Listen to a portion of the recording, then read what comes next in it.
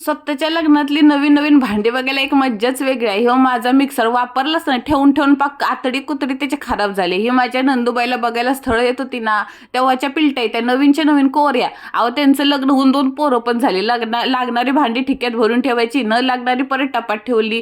Tray, कबशा, set, तवा, pan सगळं काय भेटलं राव. एक मछली पाणी मी गई छपाक छपाक छपाक टपाक. अहो म्हणजे मला ना सगळा 5-5चा सेट संसार दिलेला ना लग्नात. ती 5 डबी होती, एक डबा वापराय काढला.